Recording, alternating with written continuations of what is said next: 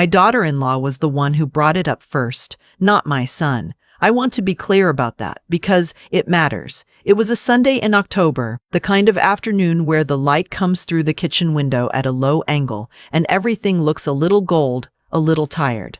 My son Philip had driven up from Raleigh with his wife, Cassandra, and their 2 kids. I had made pot roast because it was Philip's favorite when he was growing up, and because I still believed, at 67, that a good meal could hold a family together for a few hours at least. We had finished eating, the kids were in the backyard, and Cassandra set down her coffee cup and said, without any particular warmth, that they had been talking, the 2 of them, and they felt it was time for me to think seriously about my situation. I asked what situation she meant. She glanced at Philip. He was looking at his hands. She said the house was too big for one person. She said the upkeep was becoming unmanageable. She said there was a very nice senior living facility about 40 minutes from their house, and they had already toured it, and it was clean, and the staff was friendly, and they could get me on the waiting list if I agreed today. I remember how carefully I kept my face still. I said, "That is very thoughtful of you both." Philip looked up then. He said, "Mom, we are not trying to upset you. We just think this is the practical thing." He said the house needed a new roof. He said the property taxes had gone up again. He said I was alone out here and anything could happen. I said, "I have been alone out here for 4 years since your father passed and nothing has happened yet." Cassandra said that was exactly her point, that I had been lucky, that I could not count on luck forever. She said if I agreed to the facility, they could list the house in the spring. The market was good. I would have more than enough to cover the fees for years, and whatever was left would go into a trust for the grandchildren. I noticed she did not say it would go to me. She said it would go to the grandchildren, as if I was already a step removed from the money that came from the house I had lived in for 31 years. I said, "Let me think about it." She said, "Of course, take your time," and smiled the way you smile at someone whose time is actually quite limited. I was widowed at 63. Philip's father, Leonard, had a heart attack in the parking lot of a hardware store on a Tuesday morning. He was 66. He had gone in for deck screws. The randomness of it was the thing that stayed with me longest, not the grief, which was its own country I had to learn to live in, but the randomness. A man goes in for deck screws and does not come back. After that, you understand that nothing is arranged the way you assumed. We had built the house together, Leonard and I, not literally, but in the way you build a life in a place. We had painted every room at least once. We had argued over the kitchen cabinets for 3 weeks and then agreed on a pale green that I still thought was right. Our granddaughter Lily had learned to walk on that living room floor. Leonard had died with the mortgage paid off because he was the kind of man who thought about things like that, who planned for outcomes he hoped would not come but prepared for anyway. The house was mine, free and clear. That was not an accident. That was 30 years of careful living. After Philip and Cassandra left that Sunday, I washed the dishes by hand even though I had a dishwasher because I needed something to do with my body while my mind was working. I stood at that sink and looked out at the backyard at the oak tree Leonard had planted the year Philip was born, and I thought about what I actually knew, legally, about the house, which was not much. I am not the kind of person who calls her child and picks a fight. I learned a long time ago that the people who argue loudly tend to lose the things they're arguing about, and the people who go quiet and think tend to find a third door that wasn't visible from where the argument was happening. I called my doctor's office the next morning to ask if they knew an elder law attorney. The receptionist, a kind woman named Glenna who had been there for years, said she knew just the person.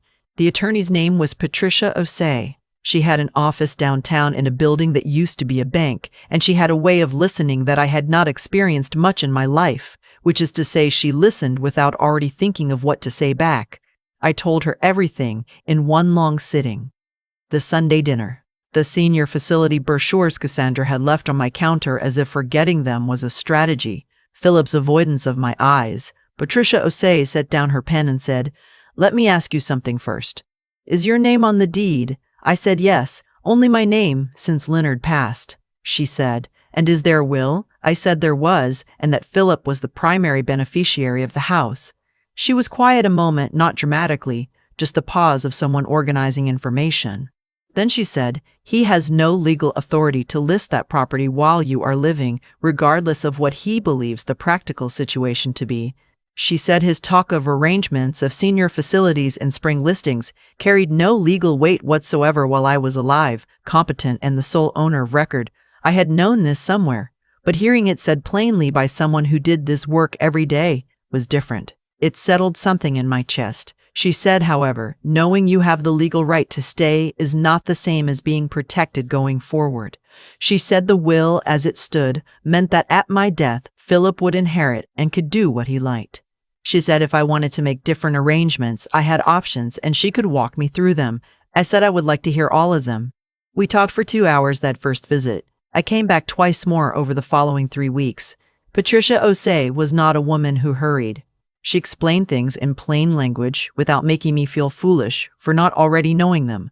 She told me about revocable living trusts, about how they work, about how property held in trust does not pass through a will at all, but goes directly to whoever you have named as beneficiary. She explained that I could amend the trust at any point while I was living and competent. She said the word competent several times, and I understood what she was doing, which was establishing for any record that I was. I thought a great deal during those 3 weeks. I thought about Philip as a boy, the way he used to come into the kitchen on winter mornings and stand close to me without saying anything, just wanting to be near. I thought about when Leonard was sick with pneumonia the winter of 2009, and Philip had driven 4 hours through a snowstorm because I had called and said I was worried. There was a time when he and I had been close in a way that did not need explaining. I did not know when Cassandra had become the louder voice in the room. I did not know if that was something that happened slowly or all at once. I only knew that on that Sunday in October, my son had looked at his hands while his wife told me about my situation, and that was information I had to work with. I amended the trust. I named my granddaughter Lily as the primary beneficiary of the house, to be held in trust until she turned 25, administered by Patricia Osei's firm. Lily was 19, and she was the only person in my family who had called me on a Tuesday in February for no reason except to say she had been thinking about me and wanted to hear my voice. That mattered. I also named my younger sister Dottie as my healthcare proxy, replacing Philip, who had been named years ago when things were different. Dottie lived 40 minutes away in the other direction and had never once suggested I move anywhere. I did not tell anyone what I had done. Philip called in November to ask if I had thought more about the facility. I said I had been thinking about a lot of things and that I would let him know when I had made a decision. He sounded slightly impatient but kept his voice careful, the way you do when you are trying to appear patient. I said the pot roast had been good, hadn't it? He said yes, it had. We said goodbye. Cassandra emailed me in December with a PDF attached, a brochure for the senior facility with 1 unit circled in a color that was possibly lavender. The email said they had put a deposit down to hold a spot, refundable until March, and they just wanted me to know the option was there. I read the email twice. I did not respond that day. I called Dottie instead. She said, "What do you want to do?" I said I was not sure yet, but I needed to figure it out before March. She said, "You know you can come stay with me." I said I knew that, and I was grateful for it, but that I was not ready to leave my house, and that I had been taking some steps to make sure I did not have to. She asked what kind of steps. I said the legal kind. She laughed, which was the right response. The new year came. I had the roof replaced in January, which I had been meaning to do for 2 years and had put off for reasons I no longer remembered. The contractor was a retired Marine named Chester, who did very clean work and did not try to upsell me on things I did not need. I paid him in full. The roof was good for 25 years. I was 67. The math was satisfying. I kept the house the way I always had. I shoveled my own walk until the February storm that was too much for my back, and then I called the neighbor boy, a high school junior named Owen, who did it for $20 and seemed genuinely happy with the arrangement. I cooked real meals. I went to my book club on the 3rd Thursday of every month. I slept well, which I had not done in the year after Leonard died, but had slowly learned to do again. Philip called in February to ask if I had made a decision. I said not yet. He sounded less patient than he had in November. He said, "Mom, the deposit is refundable until March 15th, and after that, they lose it." I said, that is their deposit to lose, not mine. There was a silence. He said, we are trying to help you. I said, I know, and I appreciate the thought, and I will let you know. March came. On the 12th, Philip called again. His voice was different this time. He said they had made the deposit in good faith, and that if I was not going to use the spot, the least I could do was let him know so he could get the money back. I said that seemed reasonable and that they should request the refund. He said, so you're saying no? I said I was saying the house was fine and I was fine and I was not ready to go anywhere. He said something about the roof. I said the roof was new. He was quiet for a moment. He said, Mom, we have been trying to take care of you. I said I understood that and that I was doing a fairly good job of taking care of myself, and that I would talk to him soon. He did not call back until April. When he did, his voice had shifted again to something harder. He said that he had been talking to an estate attorney of his own and that he wanted to discuss the will. I said that was fine. We could discuss it. He said he understood the house would come to him and he wanted to make sure there had not been any changes, any new paperwork, anything like that. I said I had met with an attorney about some planning questions. Yes. He said, what kind of planning? I said the kind that was normal for a person my age and that it was my business until it became relevant to anyone else. He did not like that. He said, I need you to be honest with me. I said I was always honest with him and that he should not confuse honest with telling him everything immediately. He said that was the same thing. I said it was not. We did not argue loudly, we never had. But I want to be accurate about what that call was, which was my son asking if I had done what he had assumed would not happen without being able to ask directly, and me not telling him without lying. It was the most honest conversation we had had in months. He started talking about the house again in May. He said he and Cassandra had done some research and that given the market, now was really the time. He said if I waited another year or two, the opportunity might not be there. I said I was not trying to catch an opportunity. He said, Mom, this is your financial future. I said my financial future was my business and that the house was not going anywhere. He said, I think you should reconsider. I said, I think you should trust me. We left it there. The summer was good. Lily came to stay for 2 weeks in July. She was between her freshman and sophomore years, and she had opinions about everything, which I found refreshing after months of people having opinions mostly about me. We cooked together and watched old movies, and she asked me about Leonard, about what he was like when he was young, about what our early years had been like. I told her things I had not told anyone. She listened the way her great-grandmother used to listen, completely, without looking at her phone. On the last night before she drove back to school, we sat on the back porch after dark, and she said, Gran, do you ever feel lonely out here? I said, sometimes. But there is a difference between lonely and alone, and I do not mind alone. She said she knew what I meant. I said, this house is going to be yours someday. I said it plainly, without making a production of it. She turned to look at me and I said, I have already arranged it. It is done. But I want you to know that I thought about it a long time, and I believe you will understand what to do with it when the time comes. She did not say anything for a moment. Then she said, I will take care of it. I know she meant it. Philip called in September to say that he and Cassandra were coming for Thanksgiving, and he hoped we could talk about things more calmly. I said I was always calm, and that Thanksgiving sounded fine. I told him I would make pot roast. He arrived with Cassandra and the kids on Thanksgiving afternoon, and everything was normal on the surface, the way family things often are, normal on the surface with a lot of weather underneath. After the meal, the kids went to watch something in the other room, and Cassandra started, carefully, about the house again. She said they had found a different facility, newer, closer. She said she understood I had been resistant, but that she wanted me to really consider what I was putting Philip through. I said what I was putting Philip through. She said he worried. She said it kept him up at night. She said he was doing his best. I looked at my son.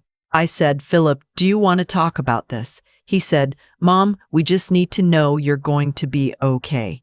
I said, I am going to be okay. I said I had made sure of that in a legal and thorough way, and that the house was taken care of. He said, what does that mean? I said it meant that I had done the kind of planning a person my age should do, and that things were arranged the way I wanted them arranged, and that if we were talking about the will specifically, then he should know that I had updated my estate documents with an attorney earlier in the year and that the house was no longer part of his inheritance. The room was quite still. He said, "You changed the will." I said I had done more than that, but yes, in effect. He asked who it went to. I said that was between me and my attorney and the person I had named, and that he would know when it was relevant. Cassandra said, "You can't just do that." I said I absolutely could, and I had, and that it was the most sensible thing I had done in years. She said this was not what they had intended. I said I understood what they had intended, and that it was exactly why I had made different arrangements. There was more conversation after that, some of it raised in volume. I let it pass through me. I had been standing on solid ground since January, and no amount of noise was going to change the ground. Eventually, the evening ended, as evenings do. The kids came back in, and we had pie. Lily texted me from her dorm that night to say she was thinking of me. I wrote back that I was fine, that Thanksgiving had been interesting, and that the roof was holding up beautifully. Winter was quiet. I went to Dottie's for Christmas, and we stayed up too late 2 nights in a row talking about things we had not talked about in years. I drove home on the 27th through thin gray December light and pulled into my driveway and sat in the car for a moment before going inside. The house was yellow in the late afternoon, the way old houses go yellow in winter sun. I had painted it that color myself with Leonard the summer Philip turned 8. We had argued about it then, too. He had wanted white. I had wanted the yellow. I won, and every time I pulled into that driveway for 31 years, the yellow was still right. I went inside. I made tea and stood at the kitchen window and watched the oak tree in the backyard go dark as the light dropped. The house was quiet in the way. Houses are quiet when they have been lived in for a long time, and the life in them has settled into the walls. I am 67 years old. I own this house. It is going to someone who will love it. I have not heard from Philip about the facility since Thanksgiving. He called in February to say happy birthday, which I appreciated. We talked for 20 minutes about nothing in particular. He sounded like himself, the version of himself I remembered from before Cassandra started circling things in lavender. I do not know if that will hold. I have learned not to make predictions about people. What I know is this: there is a difference between being old and being done. There is a difference between needing help and being helpless. And there is a difference between the people who love you and the people who have decided, for reasons they have convinced themselves are kind, that your life is more useful to them as a life being lived.